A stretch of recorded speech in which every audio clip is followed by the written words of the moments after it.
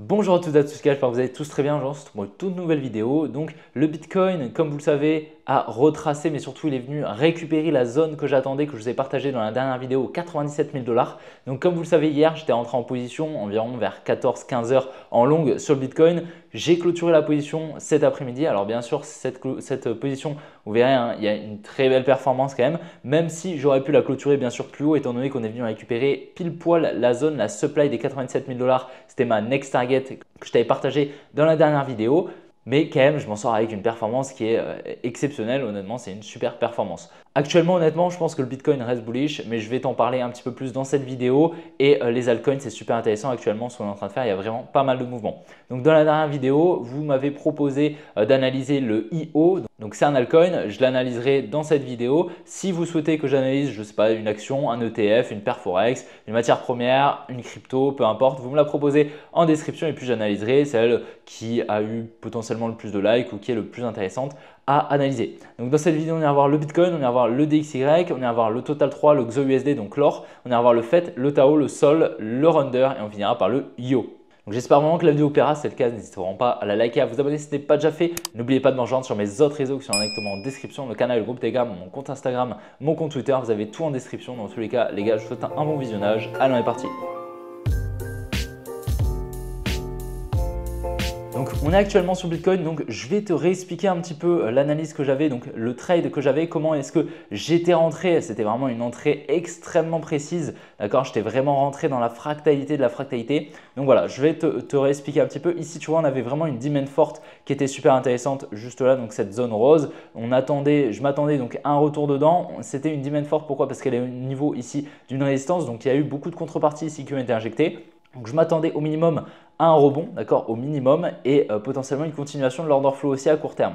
Donc techniquement, à court terme, on est venu ici créer une accumulation avec un selling climax, un automatic rally, un ST et un STNB. Tu vois, on vient créer ici une trendline, boum, qu'on vient liquider juste là. On retourne ici dans la demand forte que j'attendais. On vient shift la structure, je rentre en position. On était encore sous la tiers, donc c'était magnifique. Et puis par la suite, tu vois, le Bitcoin, en fait, c'est littéralement envolé. Donc par la suite, j'ai mis tout simplement mon trailing stop juste là aux 94 000 $. Donc ça me sécurisait déjà cette R. Et puis par la suite, tu vois, on est vraiment venu chercher la zone que j'attendais juste là au niveau de cette supply. Donc techniquement, si j'avais clôturé dans la supply, j'aurais eu un trade énorme. Alors je ne sais pas si tu te rends compte, je pense que ça aurait été le plus gros trade de ma vie. 31 R, c'est juste gigantesque, hein. 31 R, c'est gigantesque. Donc je suis monté à un peu plus de 6 500 $ de profit. Donc voilà, un très très gros trade, c'est sûr. Donc voilà, je te montre un petit peu la supply que j'attendais, hein. C'était donc celle-ci, cette zone rose ici au niveau des 97 000 $ parce qu'on avait de la fair value gap, etc. Et c'était pour moi la zone intéressante dans laquelle on allait revenir. Et c'était ma next target que je t'avais partagé dans la dernière vidéo. Donc concernant le trade, je ne l'ai pas clôturé à 30 R. Finalement, je l'ai clôturé, tu vois, ici dans cette potentielle manipulation juste là, d'accord, tu vois, on est plutôt lent, etc. On était venu liquider, etc. Donc voilà, je me suis dit, tu sais quoi? Je vais sécuriser 14 R. 14 R, ça fait 2800 $, tu vois. Donc, c'est vraiment une très belle performance quand même pour une fin de mois de novembre. Tu vois, étant donné que moi, je compte mes performances mensuellement. Et donc, forcément, j'ai déjà plusieurs trades qui m'ont mis très, très bien en profit pour ce mois-ci. Mais là, c'est vrai que 14 R, c'est toujours à prendre, hein, bien sûr, c'est toujours cool. Même si j'aurais bien voulu le hold davantage. Mais voilà, il se trouve que je ne pouvais pas vraiment manager ici, tu vois. Ici, je ne pouvais pas trop. Donc, j'avais managé ici, mais je me disais qu'il y avait pas mal de probabilité potentiellement de venir me trailing stop. Donc, je me suis dit, tu sais quoi, en clôture, c'est mieux selon moi. Et bien sûr, n'oublie pas, hein, si tu souhaites apprendre à rentrer sur le marché, à intervenir en trade, par exemple, ou en investissement et comprendre le marché grâce à l'analyse technique et devenir autonome sur les marchés, pouvoir rentrer en position comme j'ai pu le faire ici par exemple sur ce trade, d'accord, un très joli trade hein, pour une fin de mois, c'est quand même super intéressant. Donc si tu souhaites devenir autonome sur les marchés, en apprendre davantage, apprendre tous les concepts que je te partage dans chaque vidéo, n'hésite vraiment pas à cliquer sur le premier lien en description. Ça pourrait t'intéresser pour vraiment devenir autonome sur le marché, comprendre ce qui se passe, comprendre les mouvements et essayer de les anticiper, devenir rentable en trading et dans tes investissements. Donc ici pour moi on est quand même sur une réaccumulation. Donc je vais monter un petit peu en time frame pour pas qu'on voit le trade. Donc là pour moi on est ici sur une réaccumulation. Pourquoi je te dis ça? Parce qu'ici, tu vois, on a une grosse expansion haussière plutôt volatile et là, on a ce qu'on pourrait appeler une crique. Donc, la liaison entre une distribution qui prendrait place juste là et une accumulation qui pourrait prendre place bientôt. Ok, et qui peut-être est probablement même en formation actuellement. Donc, pour moi ici, il y a potentiellement de la liquidité juste là sous ces lows, tu vois, vraiment on vient créer pas mal de lows, un petit support ici. Donc, potentiellement que c'est une zone à venir récupérer. Si on monte un petit peu en time frame, la zone super intéressante pour entrer, alors tu vois ici on a une jolie trendline, donc franchement si on revient ici dans cette demand juste là, ce serait vraiment super. Donc moi c'est la demand, enfin la zone ici dans laquelle je suis intervenu sur mon trade. Donc voilà, on pourrait revenir dans cette demand ici potentiellement, boum, et ensuite repartir directement, oula. Bon, petit bug sur TradingView, d'accord, bon, pas de souci. Mais voilà, je m'attendrais potentiellement à un retour dedans, accumuler et ensuite repartir, ce serait vraiment super. Donc, on va surveiller ça bien sûr. Pour le moment, à court terme, qu'est-ce qu'on voit? C'est plutôt lent, hein, d'accord, il n'y a pas grand-chose qui se passe. Comme je viens de te le dire, on vient de créer ici un gros support, donc de la liquidité à venir récupérer selon moi à court terme. Donc à court terme, je suis baissier, à très court terme même, je suis plutôt baissier étant donné qu'on a pas mal de liquidités ici. Pour moi, il y a pas mal de probabilité d'aller récupérer tout ça. Mais à moyen terme et à long terme, je suis bien sûr haussier. On a de la liquidité ici au nord, donc c'est vraiment top. Et selon moi, si on vient à casser ici les 87 000 $, boum, on ira chercher bien plus haut. Ok. Pour moi ici, ce high, il est très très important parce qu'il vient en fait effectuer la mitigation de cette supply. Et en fait, il n'y a pas trop d'intérêt en fait qu'on revienne au-dessus de ce high étant donné qu'il vient déjà dans cette supply assez profondément, etc. Donc en soi, si on revient au-dessus de ce high, pour moi, ce sera pour aller chercher beaucoup plus haut. D'accord? Donc, c'est ce qu'on va surveiller, bien sûr, pour potentiellement réintervenir, hein, si j'ai une entrée ici, potentiellement intervenir ici sur le Bitcoin à l'achat. Donc, le DXY, ça va être assez rapide. Donc, tu vois, on a vraiment enregistré une grosse hausse hein, depuis la baisse des taux d'intérêt aux États-Unis. On a vraiment une très grosse hausse sur le DXY, donc l'indice du dollar. Donc pour moi, ce n'est pas impossible hein, qu'on continue la hausse jusqu'aux 109 points. Ce n'est pas du tout impossible. On vient, comme tu vois, titiller ici cette faible gap. Donc à surveiller pareil. Et là, pour moi, tu vois, cette grosse trendline, en fait, elle a créé ici une demand forte. Pourquoi? Parce qu'en fait, au niveau de cette trendline ici baissière, il y a eu beaucoup de contreparties ici qui ont été injectées en vente dans ce mouvement baissier là, ce mouvement baissier en rose que je t'ai mis en valeur. C'est tout simplement une demand forte car en face, la smart money a pu acheter et donc elle viendrait protéger ses positions. En plus de ça, cette demand revient dans celle-ci, etc. Donc c'est vraiment très intéressant. Pour moi, on va avoir un petit mouvement baissier ici jusqu'aux 105 points et puis par la suite, à mon avis, on va venir réaccumuler et repartir à la hausse. C'est pour moi le plus probable sur le DXY. Pour le moment, sur le Total 3, qui représente donc le market cap total des cryptos sans le Bitcoin et sans l'Ethereum, le Total 3 actuellement est en train de tenir la demand que je t'avais partagée. Donc, c'est une demand en daily que je t'avais partagée déjà il y a plusieurs jours. Comme tu vois, on est bien venu dedans, on est venu la protéger. Donc, c'est vraiment magnifique. On était venu chiffre la structure, je te l'ai partagé hier, il me semble. On est en train de réaccumuler ici, c'est plutôt intéressant.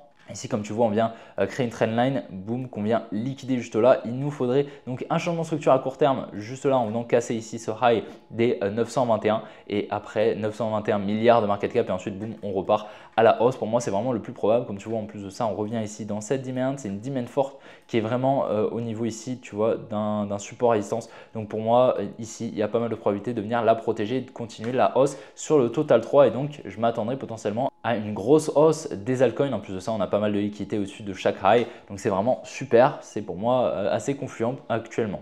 Sur le XOUSD, donc sur l'or, comme tu vois, on n'est pas revenu ici dans ce bloc, donc assez dommage, tu vois, j'aurais bien aimé qu'on y revienne là, tu vois. Finalement, on est presque revenu, mais pas totalement, tu vois, donc assez dommage.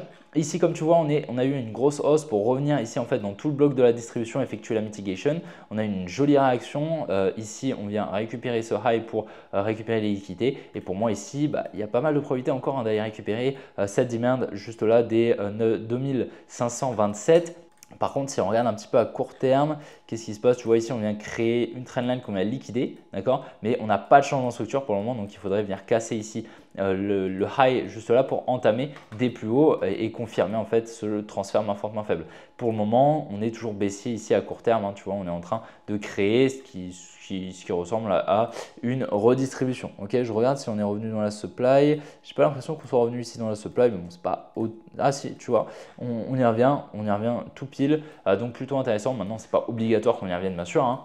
On peut quand même continuer la baisse sans y revenir, ça c'est pas un problème, mais voilà, c'était par curiosité et voilà, pour moi, pas mal de probabilité quand même d'aller récupérer cette demand sur l'or. Sur le fait de FetchAI, donc je ne sais pas si tu te souviens, moi j'ai fait une petite rotation, j'avais pris quelques profits sur le Tao, ainsi que sur le fait, j'avais pris des profits assez hauts sur le fait ici, d'accord, j'avais pris des profits ici et que j'avais réalloué par ici, ok. Donc pour moi le fait, il avait plus de probabilité de surperformer parce qu'il y avait vraiment pas mal de liquidités au nord, etc. Donc c'était vraiment super intéressant et c'est pour ça que j'ai un petit peu mis du Tao que j'avais, je l'ai mis sur le fait. Maintenant, bien sûr, j'ai toujours des très gros bacs sur FET et Tao, mais pour le moment, en tout cas, tu vois, on avait eu cette accumulation qui avait pris place juste là. Déjà, je t'avais partagé cette demand là, tu vois, ici au niveau des 1.1 qui s'est très bien exécuté. On est bien venu la protéger. On a eu ce petit retracement, on est revenu, donc j'avais cette demand en tête. Finalement, tu vois, on est venu la transpercer légèrement, mais surtout, on a accumulé ici et c'est ce que je t'avais partagé. Je t'en avais parlé. Puis par la suite, on est revenu dans cette demand, dans ce bloc baissier. Magnifique, je t'en ai également parlé avec ces liquidités juste là. Boum, on est venu chiffre la structure hier. Je te l'ai partagé également. Tu vois, je t'avais partagé ce changement de structure. Et comme tu vois ici, on est en train d'exploser sur le fait. Je ne sais pas si tu te rends compte, là sur 4 heures, on est à plus 8,5%. Donc vraiment, il est en train d'exploser. Donc c'est vraiment, vraiment super. On avait beaucoup de liquidités en fait ici au-dessus de chaque high. Ces liquidités, c'était quoi? C'était des ordres à l'achat. Et lorsqu'on a vu en fait les déclencher en passant dessus tout simplement, étant donné qu'ils étaient placés ici, tous les ordres à l'achat, c'était des stop loss étant donné qu'on est au niveau d'une résistance, et bien tout simplement ils sont venus être exécutés sur le canal et donc ça a fait accélérer le prix du fait. Et donc c'est pour ça qu'on a eu pas mal de volatilité. Donc c'est vraiment, vraiment super intéressant. Donc pour le moment je suis toujours très bullish sur le fait. Il serait potentiellement intéressant ici de revenir dans le bloc, d'accord, donc le bloc à partir des 1.5 sur le fait.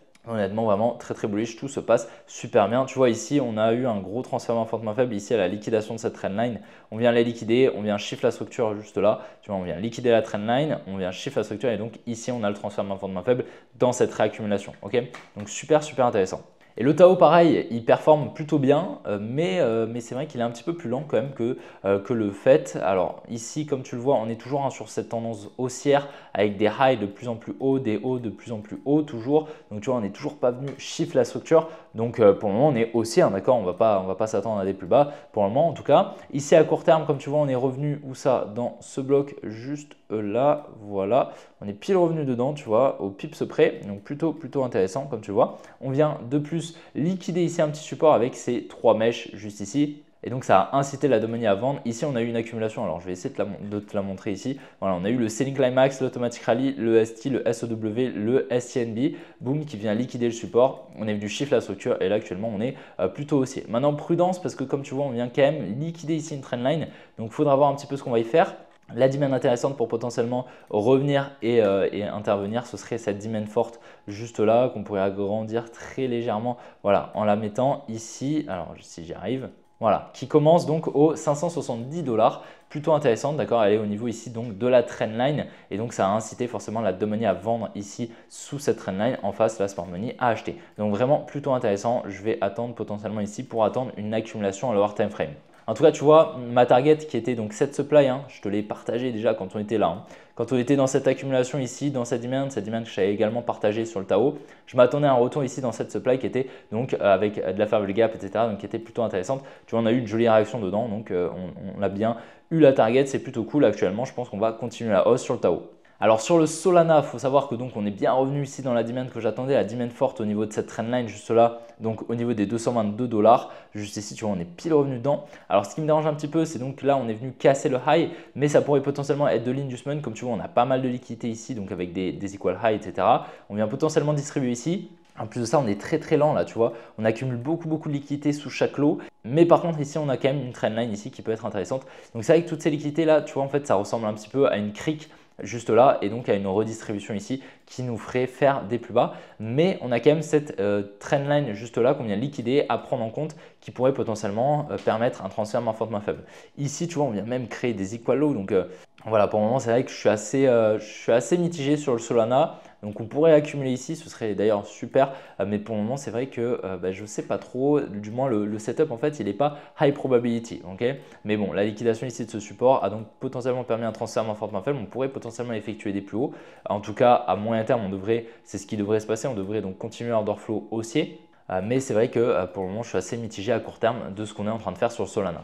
Sur le under, on continue l'order flow haussier ici avec donc, cette accumulation. On n'est pas venu ici liquider, tu vois, la trendline qu'on avait là, mais bon, pas de souci. On est revenu donc dans la demand initiale qui était juste ici, ok, donc plutôt intéressant. On vient liquider ici une trendline, tac, on vient chiffrer la structure, etc. Donc très intéressant. Donc les equal high qu'on avait repérés, on est venu les liquider. C'était les equal high au niveau des 8,3 $ sur le under. Ici, ce qu'on voit ici, c'est un setup super intéressant et c'est justement le genre de setup où tu vas potentiellement pouvoir intervenir. Donc attends, on va se mettre en 2 heures, on va se mettre en 1 heure. Ouais, non, on est bien là, on est pas mal. Donc là, en fait, comme tu vois, on a ici une demand. Donc ce bloc baissier ici est super intéressant. On vient créer un petit support juste là. Alors, je vais descendre un petit peu en time frame, on verra mieux. Voilà. On vient créer un petit support ici. On vient le liquider. On vient chiffrer la structure ici. Et donc là, c'est intéressant potentiellement de se placer pour aller target des plus hauts. Tu vois, et là, tu aurais TP. Imaginons que tu serais rentré comme ça, là, juste au changement de structure. Tac, juste ici. Tu aurais fait un petit trade voilà, à 2,27 R. Donc, c'est quand même super intéressant, tu vois, comme petit trade comme ça, avec pas mal de probabilité. En plus de ça, étant donné qu'on a une crique. Donc cette crique juste là qui accumule pas mal de liquidité au niveau des highs, ça augmente les probabilités d'effectuer un order flow haussier et de continuer l'order flow haussier tout simplement. Donc plutôt intéressant sur l'order et actuellement l'order flow reste haussier à court terme. Donc tant qu'on ne vient pas chiffre la structure, je serai haussier actuellement. Le setup en tout cas ici était vraiment très intéressant. Donc sur le yo, c'est à peu près le même setup qu'on a eu sur under. Comme tu vois ici, retour dans la demand.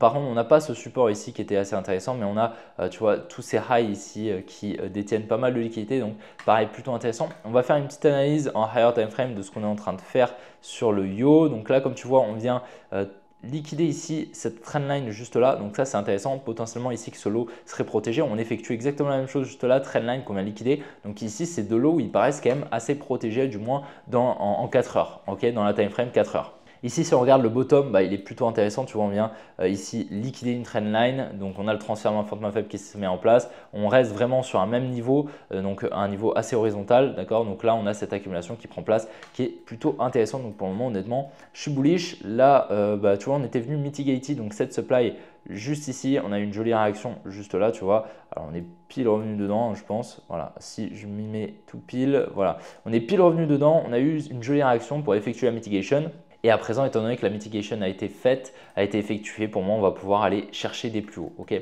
je pense, du moins, ça me paraît assez probable, en tout cas sur le yo.